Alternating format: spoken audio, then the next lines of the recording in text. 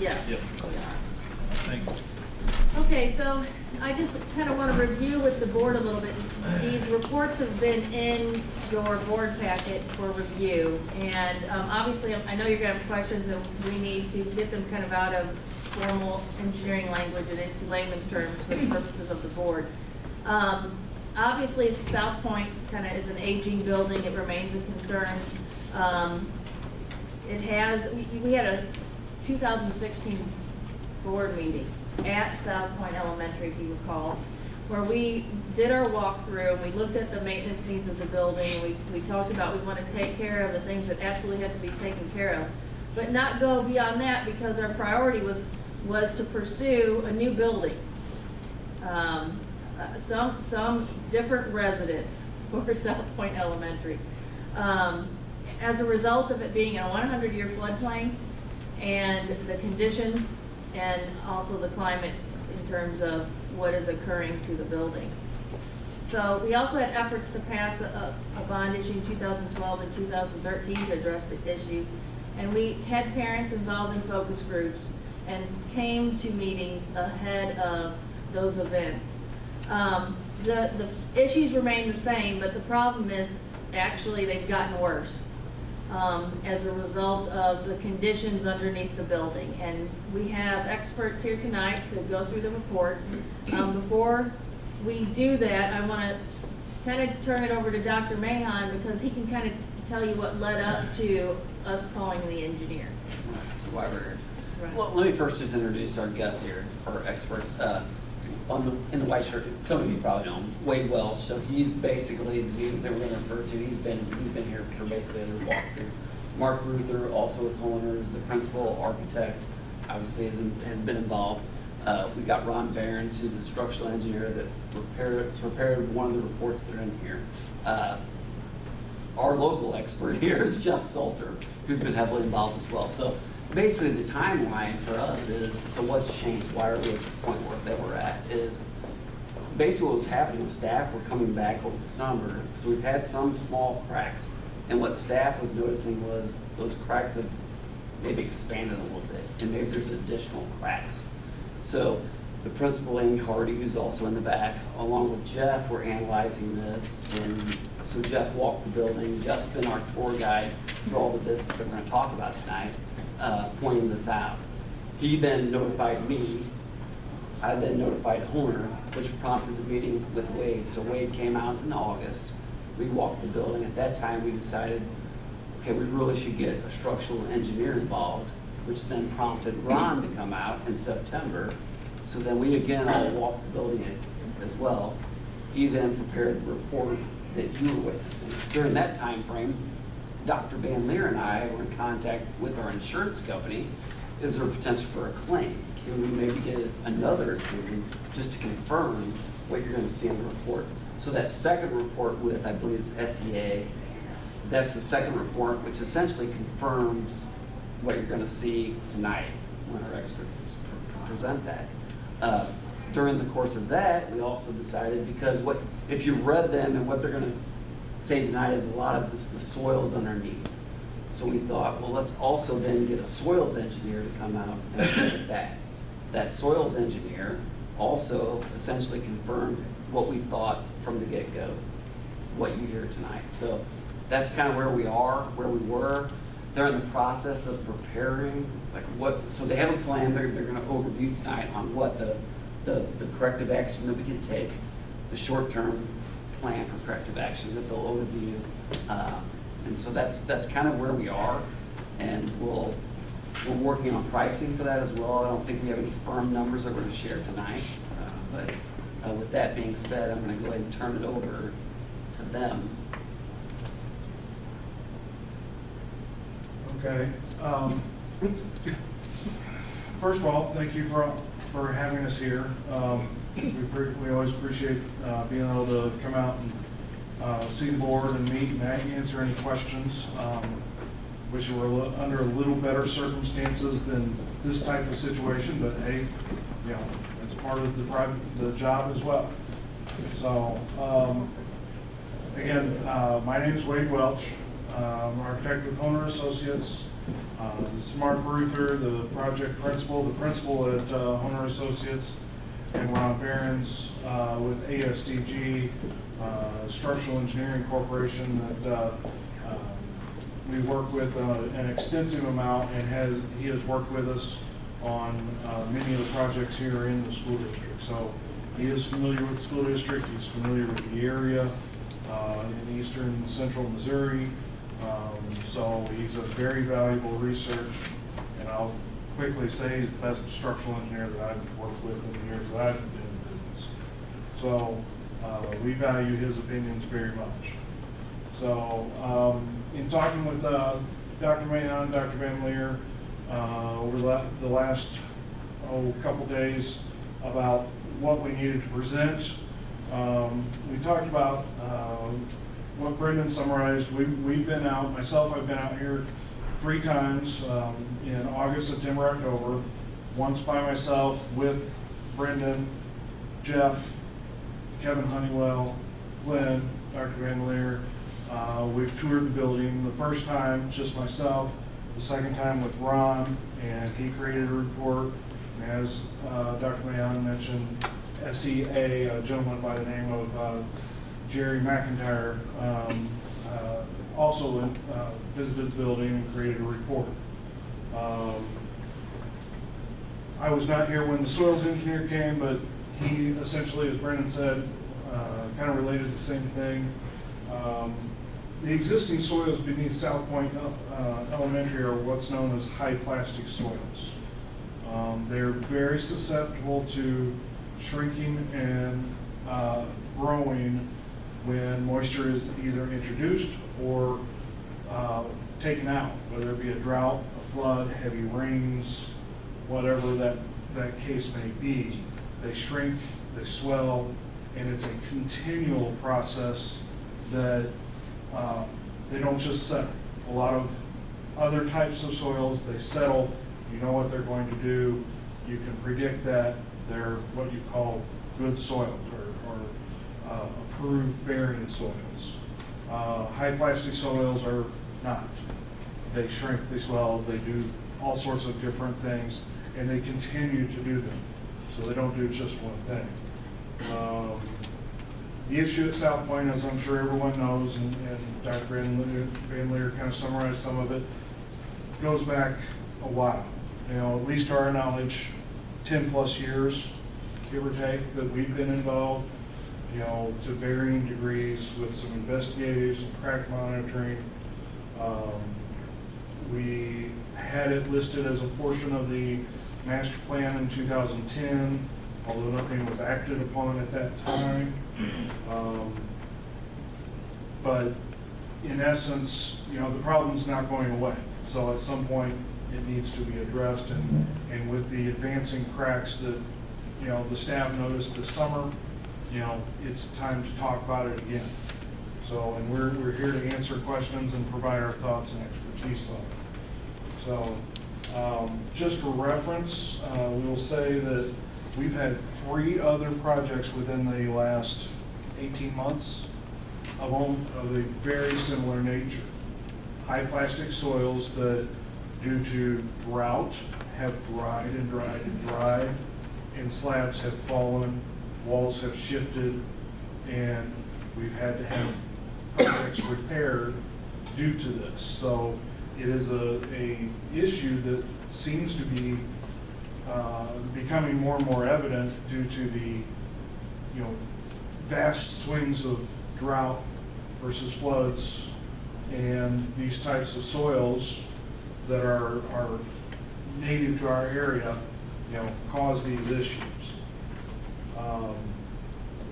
In Warren County, in Warrenton, their middle school had an issue. In Park Hills Central, their elementary school had an issue. And then in Lincoln County and Troy, one of their elementary schools had a similar issue. And all, again, within the last 18 months or so. So where does this get us? Basically, Ron and Mr. McIntyre's summaries and the reports, we believe that this is a soils issue. We do not believe for the main part of the South Point building that it is a structural or a safety issue. We do, however, want to register some concerns regarding the gymnasium. There are horizontal cracks in the long walls of the gymnasium that at the time that building was built, which would have been 87, the seismic and the strength requirements were much different. You didn't have as much reinforcing, if any, in those walls, so cracks in those walls will occur. Horizontal cracks essentially can provide a hinge point in the wall, which does register some concerns. Now, is that a concern where we go out and push on it and it's going to fall? No. But it is a concern in a high wind event that it could be an issue. What we would recommend as part of our findings is for the building itself, for the general building, continue to monitor cracks, and for the gymnasium to furnish and install grouted cells with reinforcing along the long walls, primarily around the windows, which is where, if you look at a lot of the photographs, you have a series of windows in the long walls, and there's a horizontal crack going across the bottom of a lot of those. So we would recommend reinforcing around each of those windows, basically tying that crack together. Now, is this a reinforcing that will bring it up to code? No. There's no way of doing that without destroying the building, essentially. We want to make it as safe as possible, and as Ron says, bring it up to the codes that were applicable at that time and make the building as strong as it was when it was built. So, in our minds, that is a short-term solution. Within, do I have a time frame on that? No, but it's a solution that allows you to utilize the facility until you can make a final decision on the South Point Elementary School, whether it be at that campus or another campus. So we do feel that this is a soils issue, and just to touch on that real quickly, 30 years ago when that building was built, and even before that when the original building was built, nobody knew what plastic soils were. You dug a hole, you poured a foot in, you built the building. It's common to that era of building. We run into it on different occasions nowadays. If we run into those soils, we dig them out 3, 4, 5 foot deep, fill it with rock, compact it, and build on top of that. So it's just a more knowledge about the soils now is available, so we address it differently. Back then, they didn't have that knowledge, they just built. So we would recommend, if we were to, master plan a little, play a little master planning, that building isn't going to get better. You can put money into it to fix the cosmetic cracks in the main building. You can reinforce the walls of the gymnasium, but they're going to come back. The soils are still moving. They will always be moving. And to our knowledge, and we were talking about it a little bit before the meeting here, there is no known way to remediate those soils underneath an existing building. At least not one that isn't going to cost as much as the building and get you a firm, okay, it's fixed result. So we would recommend, because of the soils, because of floodplain issues, because of the age of the overall building, it may be time to look at a new campus somewhere else for some. So Wade, we talked earlier about just the extreme conditions in terms of, okay, so sometimes we're sandbagging because it's gonna flood, and then we have a drought. And so you mentioned that the roots from the trees have grown underneath the ground, underneath the building, and that's where they're trying to get their moisture, right?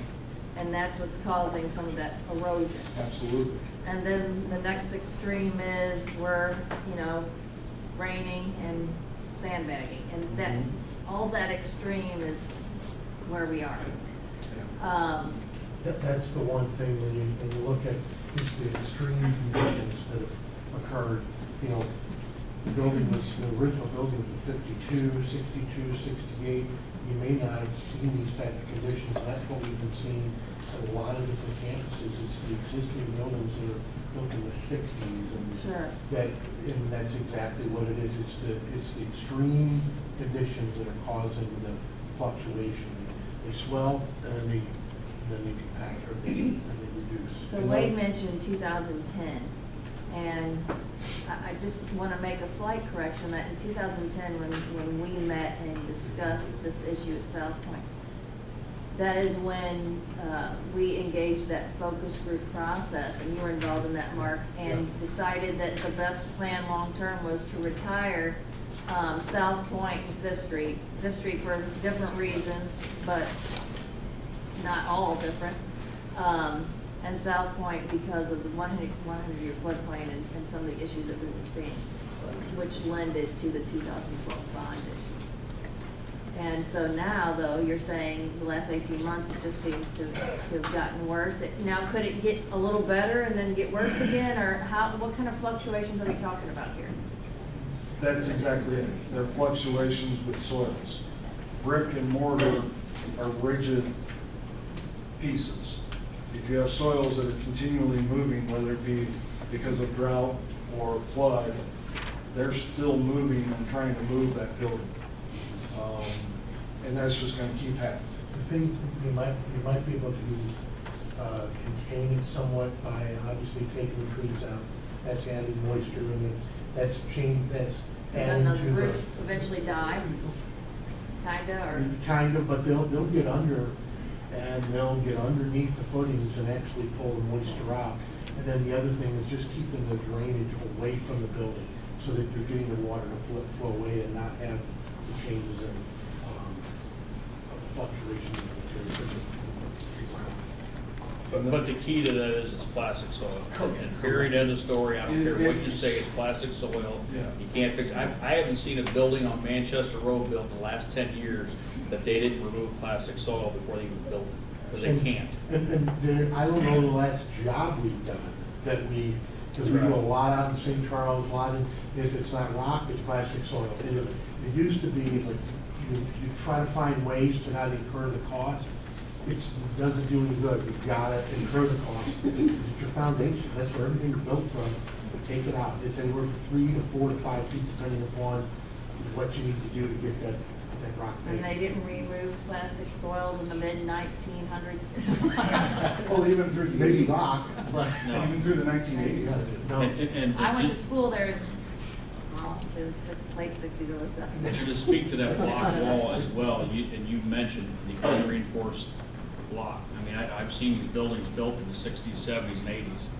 There is very little grout in those blocks. I don't know if there's any in those blocks. I doubt if there's Maybe any. at the Rebar corners. was not. Right, at the corners is about it if you're lucky, and then rebar, almost non-existent. We're lucky to get ladder reinforcement.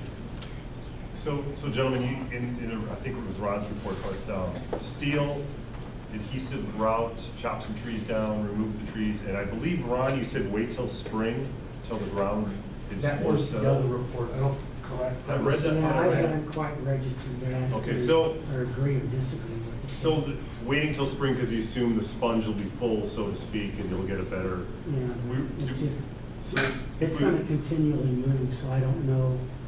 I haven't quite figured out if that's the right strategy. We want to get it up and running as soon as possible, obviously, within reason. So but you'll let us know on spring. But I say if we wait till spring, is snowfall a problem? If we get a foot of snow on those roofs and things. The other thing I was wondering, we were talking to lunch, I don't know, this is the architect speaking up here, so, we were talking to Ron, it's like, rather than wait till spring, because I think this is something you definitely want to get moving on. Do you saturate it to get it to that point now? I don't know if you can do anything like that, but we were kind of wondering about that, because that wasn't Ron's report, that was the insurance report. Okay, that was, yeah, that's right. Identified that, and that's. It was fine. in there. But you're correct, it was definitely in there. And so we were kind of wondering, what's the premise of that? And what we need to do to able to assist to get this. So if the gym is somewhat compromised now, that we don't want to use it, and if we wait and we get a foot of snow, is that going to make things, maybe now all of a sudden we get even worse problems? The concern isn't a gravity load like snow Okay. coming down. The concern is a wind load Okay. pushing on the wall, putting it into bending, and you've got your hinge point because your mortar joint is compromised. You no longer have a tensile strength on that inside face, so you've got a compromised bending strength of that So wall. we could get a windy day next week, and that could be it. I was worried about it this past weekend. I was thinking, it was very windy on Saturday, and I was thinking about that, and that's the reason why immediately upon getting this report and talking to you, when Dr. Mahon and I met, we were like, okay, so the recommendation is around 25 miles per hour, but wasn't real comfortable. That's not much. So we just felt like we had to not use the gym until we have an opportunity to figure out what the solution is, and for the short term to get us up to the original wall strength at least. And then obviously we wouldn't use it for emergency shelter, but if we could get it safe enough to use for physical education, at least in the short term. And I understand that you all are going to bring us the details associated with like the scope of work that would be required in fixing the gymnasium pieces, and then also, can you explain the library a little bit? The library is more along the, cosmetic mostly. It's the most extreme of the original building settlement issues. It's about an inch in one location.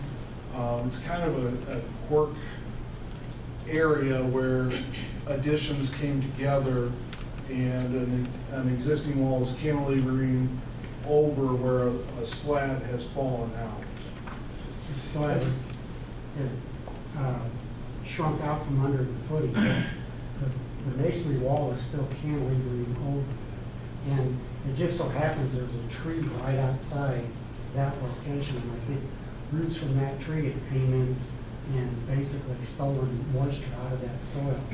The soil shrunk. So now half the wall, the soil is shrinking out from under, and it just kind of cantilevering. And that's one area within the original building or the non-gym areas that, because it has a larger, gap, and you've kind of got a wall that's hanging out in essence in the air, we do want to, put some non-shrink grout or mortar underneath that so that it doesn't cause that wall to crack and settle further. So, again, that's not a safety concern. That's one preventative item that probably ought to do, even if we are thinking in the short term of 1 to 2 to 3 years down the road. Let's make sure that wall doesn't have any further issues. And there may be a handful of other issues, possibly at the art room, where they had a couple of those larger see-through cracks. We might do some remediation or patching, tuck pointing in those locations. To expand on that, to put the mortar or grout underneath that end of the wall is very inexpensive repair. So you might as well do it, because the downside is if you don't, the wall may start to kind of crack and deflect, and you'll see what you see in other places. So this is a way to prevent that from happening. The reason I'm not concerned about the shorter walls, basically what those walls are asked to do is basically carry roof load, gravity load straight down. They're interior, they're not exposed to wind loads. They're shorter and squattier, so they're less, they don't have the wind load on them. And, they're just more stable by nature. They're not asked to do as much. Whereas those gym walls are outside, they're subjected to wind load. And those cracks, the cracks don't really concern me for vertical load coming down. it's the wind load that's putting that wall and bending, and then you've got that natural weak spot where that crack has occurred in the mortar.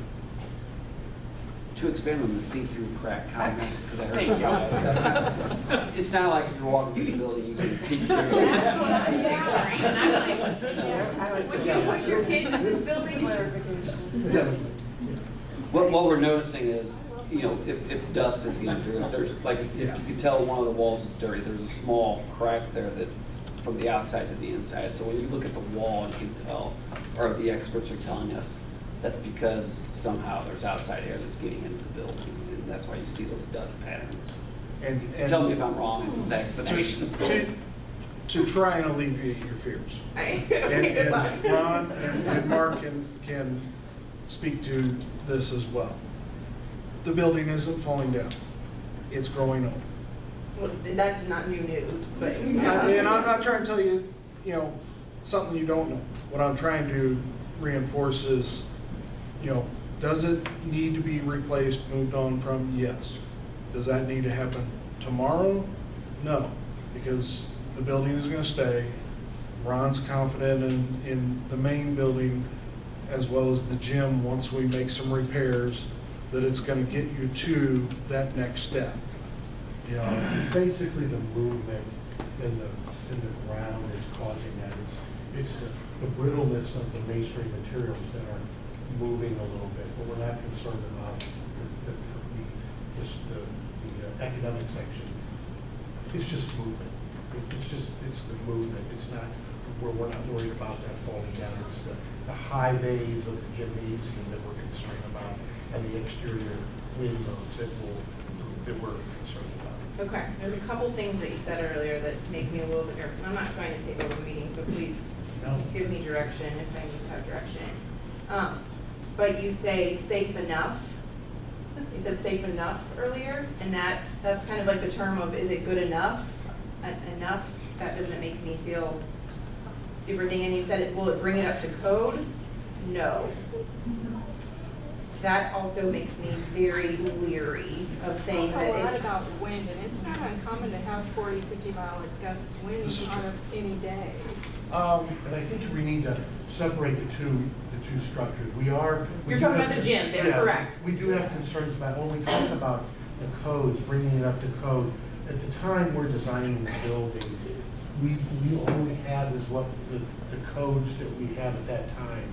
And when this was at 87, it was, we weren't putting in additional, we didn't do that building, so I'm just want to clarify that. I'm not blaming you for the building. No, but you don't put in the additional reinforcement. That was the standard. That was just the standard at the time. And so now, after the movement, with the movement of the soils, you're starting to see some of the movement because of the extremes.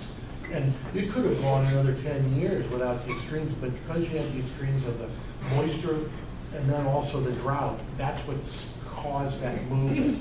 And so with the lower structure, as Ron was referring to, with 10-foot high walls, rather than, how tall are 22 foot tall, you've got these 10-foot high walls that are braced.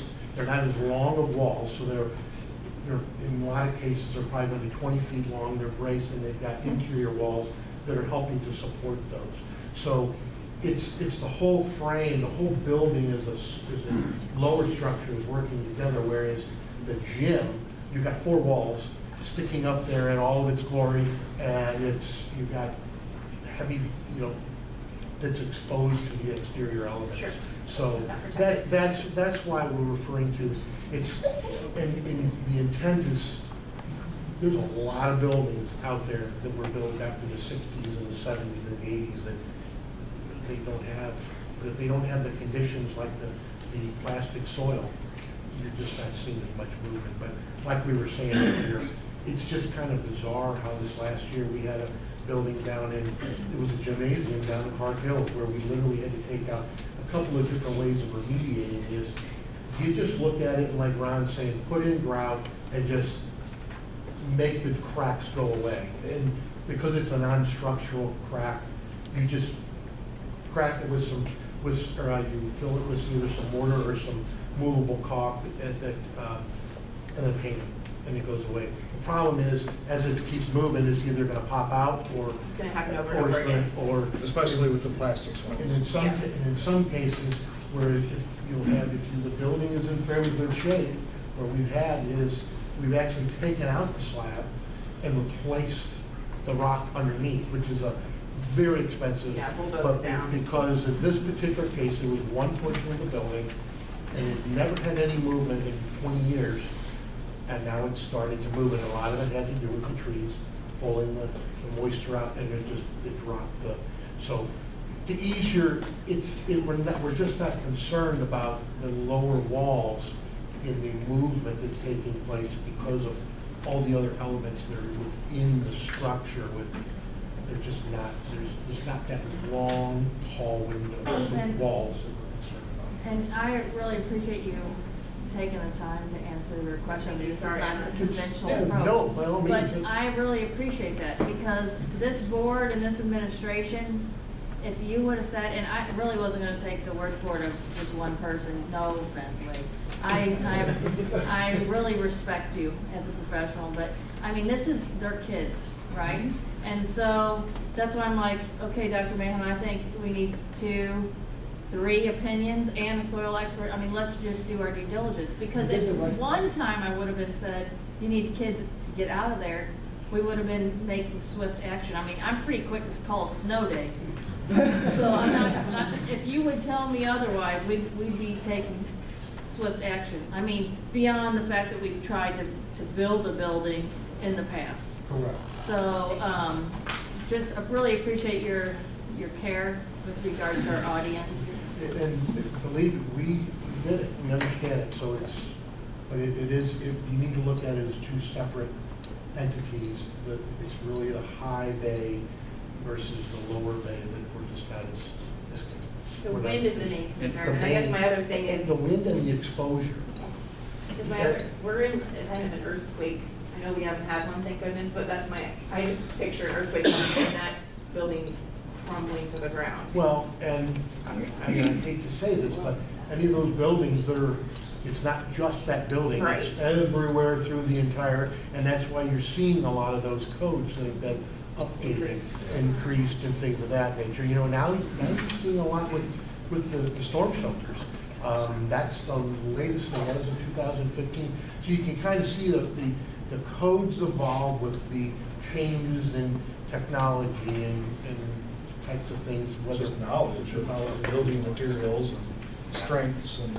Can I answer? Yeah, thank you, sorry, you can read it, I didn't mean to. And truthfully, you guys, seriously, I mean, I've seen this in a lot of different buildings. I truly believe that the remediation that you guys are probably gonna recommend us is gonna take us to where our next level is, whatever that next level is. I think I know what the next level is, but I can assure you, what has to happen as far as remediation, I'm very confident that we can put something together. Not happy to look at the numbers, but I'm very confident that we can do something to remediate these issues to get the next level. Plastic soil, can't do nothing about it. And a couple of things, talk a little bit about some of the different types. I kind of alluded to it a little bit. You got to look at each situation very carefully. In some cases, you might want to take out some of the floor and fill it with rock and bring it back up. Because if you go in with a leveler and it starts to move again, now rather than being a 1 inch low, you're 1 inch high. So there's things that you've got to consider: the longevity of the building. What are you looking at? How much money you want to put into it? You know, it just it won't be coming out and just saying we got to do that, and that. You really need to look at each condition. I mean, certainly, my opinion hasn't changed in terms of what our plan, long-term plan was for South Point, which is the retirement of the building. I don't know how the rest of the board feels. It's inevitable, it's gotta happen. Yeah. They said it's not fixable, so. So we've been saying it for a long time, right, so. We can put a lot of money into fixing the cracks and doing everything we can, but if you've seen the movie The Money Pit, We'll want to get you involved with that, because we don't want to do anything, and the next thing you know, you get these bids. One, we need to act, we want to act quickly. So we need to have you engaged with that as far as what we need to be doing, explain it to you so that you have the opportunity to ask the question of why are we doing that versus this. Well, right. If we're gonna be building something new or relocating, we Don't want to have spend a to. lot of money. We have to have a solution that gets us to that point, to occupancy day and the new plan. And, I do agree that acting quickly, you know, I think our families deserve it, deserve it for a long time, and I think, you know, we have people who will help. I would just like to make one clarification on the code. When we repair those walls, it will meet code for an existing building, it just won't meet code for a new. Well, I think that's. Okay, that's a good clarification. That's why we read it. Keeps us out of trouble. And really, the requirement is, it has to be as good as it was before the crack.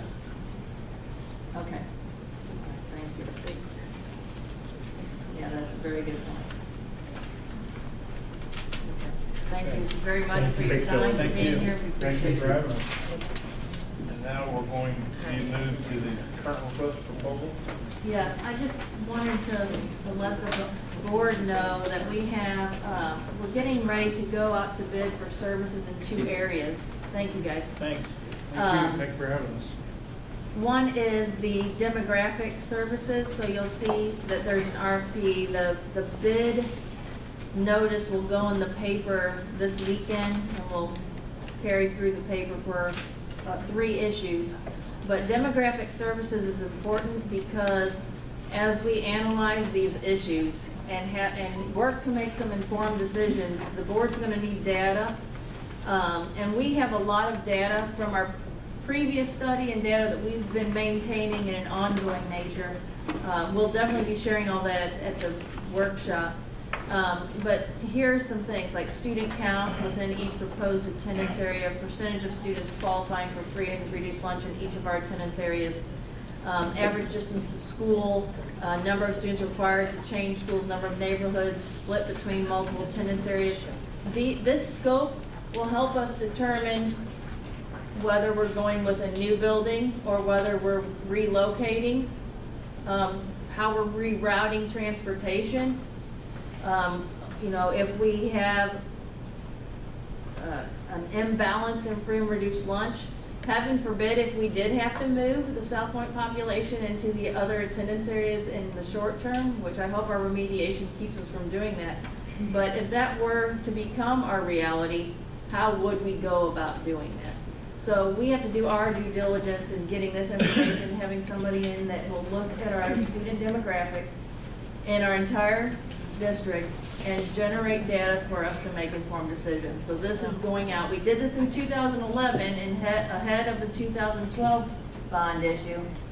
And a lot of that capacity analysis was super helpful. And that's what led to that, you know, realization that South Point and Fifth Street needed to be retired, that we needed to get our early childhood special ed students out of modular trailers, you know, that we needed to begin to work on a lot of our goals, and we've accomplished several of them over time, but we have a couple big ones hanging out there. And this new data will help you make good decisions. We'll share what we have developed locally, and then we'll go through the bid process and hopefully have something to you in November to approve in terms of demographer, and they can get started. The other one is an architectural RFP. So these types of things occur every about 3 or so years, or whenever a new project could potentially come to light. So the architectural RFP, including engineering services and consultation, is also out to bid. We will hopefully in November be selecting our architectural firm, whether it's retaining who we currently have or going with someone else. Again, bring to us what you have done for school districts in the area of elementary and middle schools and in the area of safety upgrades. And that's what we're asking in those proposals. All of that data will be coming within the next 30 or so days. So I will be keeping you informed as we progress through that. It's obviously just time is of the essence. Any questions regarding the RFPs. Would you have asked for these if we didn't hear anything about South Point, or is this something you were planning regardless? I mean, were you going to go this route? Well, we are due to go out to bid for the services South anyway. Point is just making it speed it up and making it. Absolutely, absolutely. And in any of these things, you have the right to reject any and all bids at any time. So if you decide, not to do something, you can reject that. But, I mean, I think it's pretty clear that we need to be analyzing some data and getting some information. This is all part of making an informed decision for South Point and the rest of the facilities. Absolutely. So strategic planning update, if you're ready? No, we're going to the budget revision, yes, Okay, we wait, are. can I? Absolutely. You are welcome to stay, all right? But if you don't want to stay, by all means, if you want to go ahead and leave at this time, if you have something else we need to do, I think what you came for, if you really want to. Is there a time, or how can we ask questions about stuff? I will be coming along with Dr. Mahan to the building. Tomorrow, Amy Hardy, your principal, will be sending out a date and time for our parent meeting. And we'll be happy to be there to answer your questions, talk about next steps. That would be the most appropriate time. This is a business meeting for the board, and really they're not supposed to engage with the audience. We've kind of allowed that, but you want to speak any more to that? All I want to do is say that the board is really concerned about what's going on. And my kids went there, or a couple of my kids went there. Kids too. So, and I went in there and I taught there and I walked those halls and everything like that. So I know the conditions of a lot of things in the building. But if it wasn't safe, all right, I'd be standing in front of it and tell you not to go in. Okay, that's what they were telling me. Okay, that's not what they're telling me at this point. Okay. And as we kind of heard tonight, there's a plan in place, or there's going to be a plan developed, okay? And I am so thankful for your concern for this also, okay?